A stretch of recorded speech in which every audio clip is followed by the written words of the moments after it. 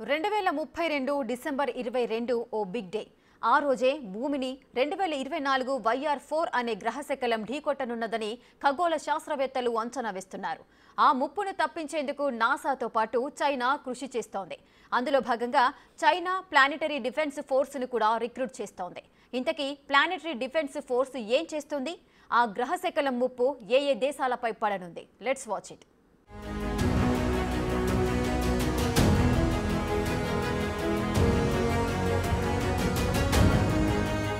డైమోర్ఫోస్ ఈ పేరు ఎక్కడో విన్నట్టుంది కదా. 2022లో భూమికి 7 మిలియన్ మైళ్లు అంటే 1,12,00,000 కిలోమీటర్లకు పైగా దూరంలో డైమోర్ఫోస్ అనే గ్రహశకలాన్ని నాసా పంపించిన డాట్ ఢీకొట్టింది. ఫలితంగా భూమి వైపు రావాల్సిన డైమోర్ఫోస్ గ్రహశకలం తన దిశను మార్చుకుంది. దాంతో గ్రహశకలం నుంచి భూమిని డాట్ కాపాడినట్లయింది. ఇప్పుడు కూడా అలాంటి డాట్ అవసరం ఏర్పడింది. కానీ అది ఇప్పట్లో కాదు. భూమి దిశగా దూసుకువస్తున్న ఓ గ్రహశకలాన్ని తప్పించేందుకు ప్రపంచ దేశాలు ప్రయత్నాలు చేస్తున్నాయి. 2032లో ఆ గ్రహశకలం భూమిని తాకకుండా ఇప్పటి నుంచి స్పేస్ వర్క్స్ మొదలుపెట్టింది. ఈ రేసులో నాసాకు గట్టి పోటీనిచ్చేలా చైనా ప్లాన్ చేస్తుంది.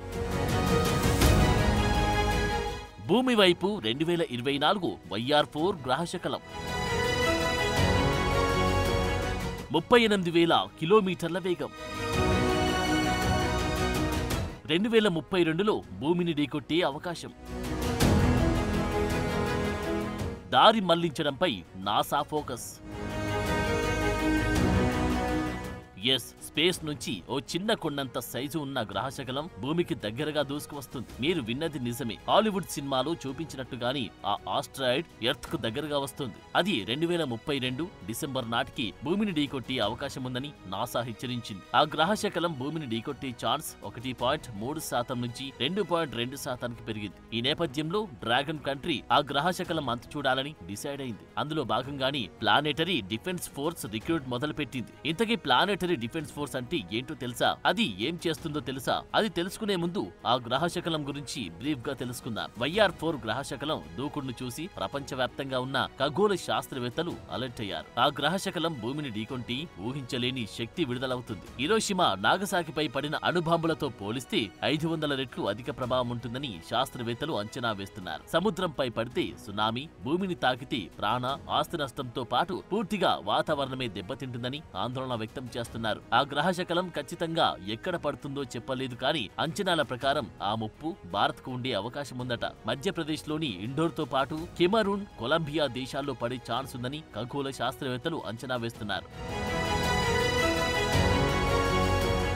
ప్లానెటరీ డిఫెన్స్ ఫోర్స్ కోసం డ్రాగన్ కంట్రీ రిక్రూట్మెంట్ డ్రైవ్ మొదలుపెట్టిందట. China state administrative of science, technology and industry for national defence అర్హుల నుంచి అప్లికేషన్లు స్వీకరిస్తుందట. చైనీస్ ఫేమస్ యాప్ అయిన వీచాట్ లో ఇందుకు సంబంధించిన నోటిఫికేషన్ వైరల్ అవుతుంది. China state administrative of science, technology and industry for national defence లో మొత్తంగా 16 పోస్టులు ఖాళీగా ఉన్నాయి. అందులో 3 పోస్టులు ప్లానెటరీ డిఫెన్స్ ఫోర్స్ కు కేటాయించారు. ఇందుకు కనీస విద్యార్హత మాస్టర్స్ అని తెలిపింది. ఖగోళ శాస్త్రం, ఏరోస్పేస్ బ్యాక్గ్రౌండ్ ఉన్న 35 ఏళ్ల లోపు యువకులకి అవకాశం ఉన్నట్టు నోటిఫికేషన్లో తెలిపారు. ఈ జాబ్ కు research of monitoring and early warning of near earth asteroids గా పేరు పెట్టారు.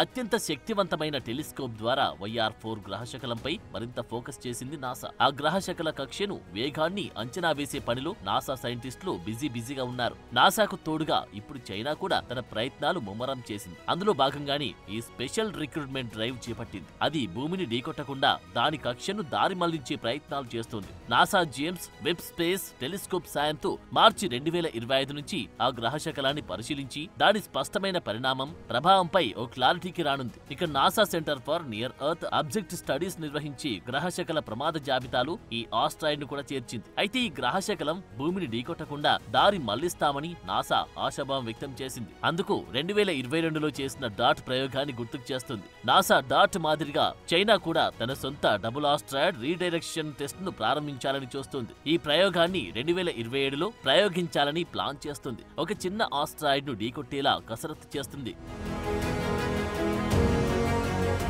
అంతరిక్షంలో అసలు ఏం జరుగుతుంది అనే విషయాన్ని శాస్త్రవేత్తలు ఎప్పటికప్పుడు కనిపెడుతూనే ఉన్నారు. ఎందుకంటే అంతరిక్షంలో జరిగే ఏ చిన్న విషయమైనా భూమిపై తీవ్రమైన ప్రభావం చూపిస్తుంది. ఒక్కొక్కసారి అంతరిక్షంలో పేరుకుపోయిన శాటిలైట్ల చెత్త వల్ల, గ్రహ శకలాల వల్ల భూమికి హాని జరిగే ప్రమాదాలు కూడా ఉంటాయి. ఆస్ట్రాయిడ్స్ అనేవి భూమిపైన అప్పుడప్పుడు పడుతూ ఉన్నా కూడా వాటిని మనుషులు ఉన్న ప్రాంతంలో కాకుండా సముద్రాల్లో పడేసే ప్రయత్నం చేస్తుంటారు శాస్త్రవేత్తలు. ఆ ప్రమాదాలను ముందస్తుగా గమనించగలిగితేనే అడ్డుకునే ప్రయత్నాలు చేసే అవకాశం ఉంటుంది. కానీ ఒక్కొక్క సందర్భంలో వారు చేసే ప్రయత్నాలు కూడా పూర్తి స్థాయిలో సఫలం కాకపోవచ్చు. ఒకవేళ అవి మానవాళి ఉన్న ప్రాంతాల్లో పడితే జరిగే నష్టం ఎవరు ఊహించలేనిదిగా ఉంటుందని ఇదివరకే హెచ్చరించారు. తాజాగా ఆ హెచ్చరిక నిజం కానుందని నాసా అంటుంది. అందుకు ఉదాహరణగా YR4 గ్రహ శకలాన్ని చెబుతున్నారు నాసా సైంటిస్టులు.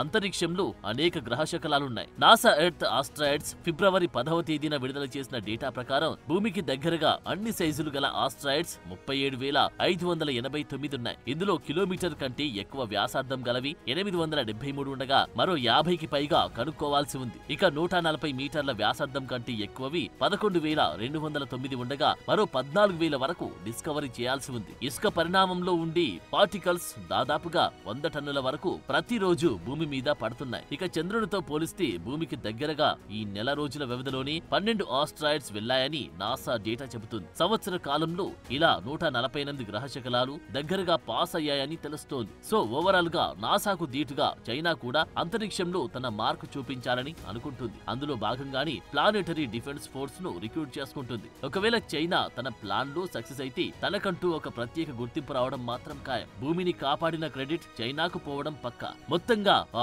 ఆస్ట్రాయిడ్ భూమిని ఢీకొంటుందా లేక వచ్చే రోజుల్లో తన కక్షను మార్చుకుంటుందా అనేది తెలియాల్సి ఉంది.